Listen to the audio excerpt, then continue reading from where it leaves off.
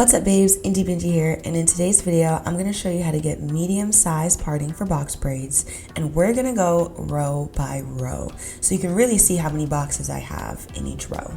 First, we're going to start by sectioning off the hair into smaller sections so that they're easier to work with. I did 3 sections on each half of her head, making sure that there's a part from ear to ear and then one all the way down the middle.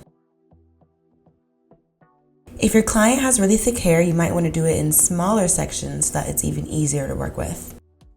The product I'm using today is Shine and Jam in the yellow bottle, and we're going to get to creating the first 2 rows. So we're going to split that hair in half and then start to create the first 2 rows beneath the top of her ear. I'm using my parting chart that is also available in my parting chart bundle, link in my description. The first 2 rows are going to be by the nape of her neck. So row number 1 is going to be all the way at the bottom, and this is going to be below her ear. And then row number 2 is going to be directly above it. So I like to create my horizontal parts first before I go in and create my boxes. And this just gives me a framework to follow so that all my boxes are even.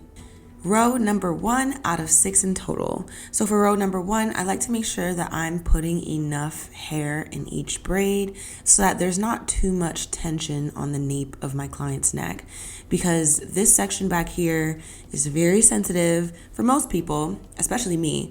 So I like to make sure that I put enough hair so that the braid is not dangling and hanging on by a thread.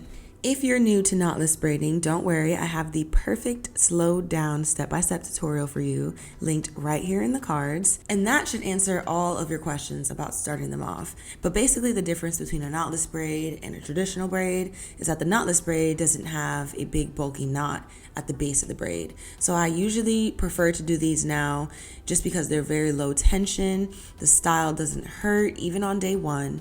So if you're new to braiding, I definitely prefer knotless braids over traditional. Now these are also knotless goddess braids.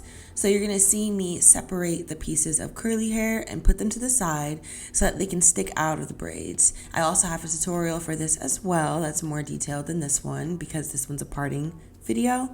But if you guys have any questions, definitely leave them down below and I'll try to answer them for you. Keep in mind that everyone's head shape is a bit different. So some people have a larger nape of their neck, which is like the bottom back piece. Some people have a smaller one. So it depends on how many boxes you can fit person to person, but the method is the same. Also, for the ends of these braids, I'm just adding in another piece of curly hair, and I'm gonna braid all the way down until I cannot braid anymore, and then tie a little knot at the end to secure the braid in place.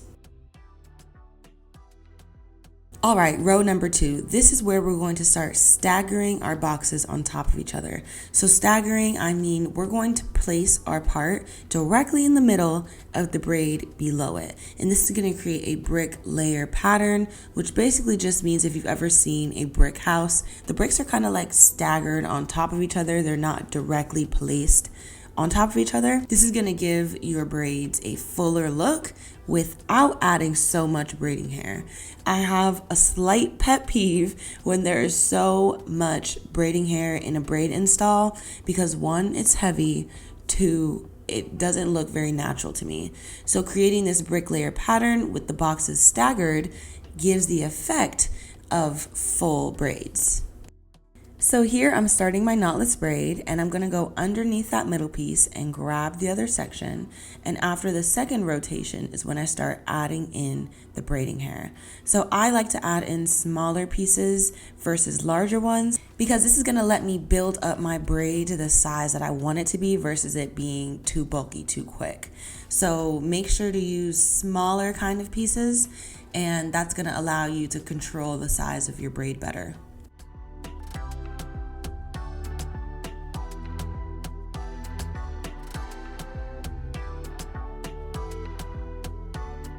After row 1 and 2, we're going to move on to 3, 4, 5, and 6. These are going to be the rows above the ears, and the way to get them super crisp is start off with a rough draft first, then go in and apply gel directly onto the part and then re-part it again. And this is something that I do for every single part, and it really allows you to get that crisp, fine, clean parting. You'll also see me flip the hair up and down, and I'm just making sure that the row is the same size along the whole length of it and that it's not tapering off in one section.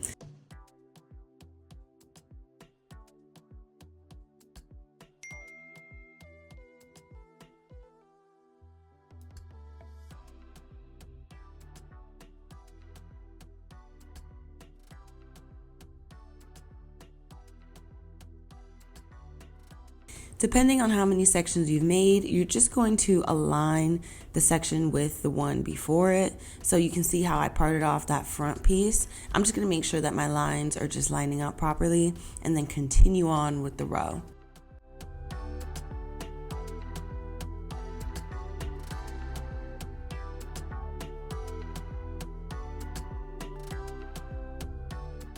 So still on row 3, this is just the other side of her head.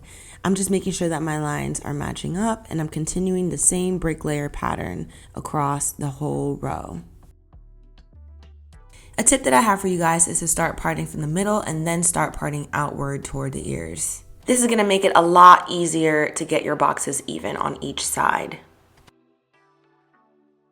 This is what we have after row 3. Now let's move on to row 4. As you start to get toward the top of the head, the boxes are not going to be the same size as the ones beneath them. They're going to get slightly smaller or slightly longer. This is to help match the round shape of your head. To start doing that, I start off with one straight line, but then the next line that I do is going to be tapering inwards. So you can see that that one has a straight line, but the next one that I'm going to do is going to slightly be inward. This is really only for the back middle part of the head because the boxes on the sides and the top still kind of even out to where they are a full box shape. Something that you may need to do is readjust the box sizes if needed. So if you get all the way to the edges and you realize that one of your boxes is too small for your liking, you can move backwards a little bit and borrow some hair from the previous boxes to even out your parting overall.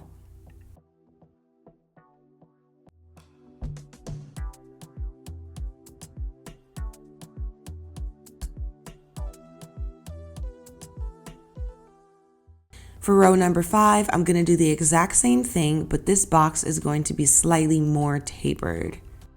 If you look really closely, you can see that I have ruler markings on the comb that I'm using. And this is my IBB Precision Ruler Comb, and this actually helps so much. If you struggle getting consistent parts, the ruler on the comb allows you to have that accuracy without having to eyeball it so hard. And once you get past a certain point, you definitely may not even need it anymore, but I always think it's great to just have on your comb just in case you want to measure. This ruler is available at indiebindybraids.com.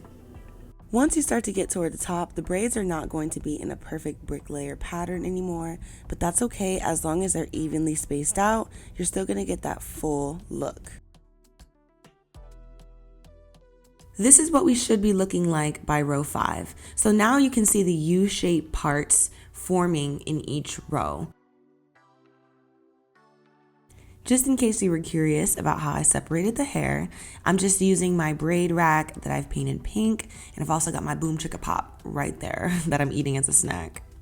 All right, y'all, row number 6 is finally here. Row number 6 is directly down the middle of the part. This is the last row or last section that you're gonna do. So make sure that that part is in the middle of your client's head. I've definitely accidentally not put it in the middle before and it just wasn't a good look. So make sure each side is even and then start parting down toward the front. I did 4 boxes in this row. If you're new to braiding and to parting, do not forget to practice. It is something that comes with time and patience, and don't get frustrated if it doesn't come easy at first, because again, with practice, you'll definitely get better over time. All right, so I did 42 braids in total, maybe give or take a braid or two just in case I didn't count correctly, but about 42.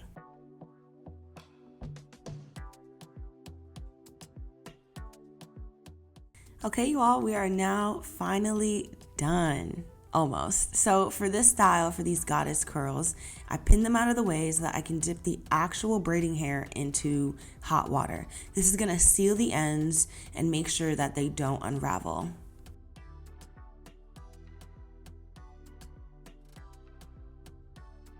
When I'm done dipping, then I take the curls out and then I apply some mousse. If you guys are wondering what products and what hair I used, it'll be all down below in the description for you guys.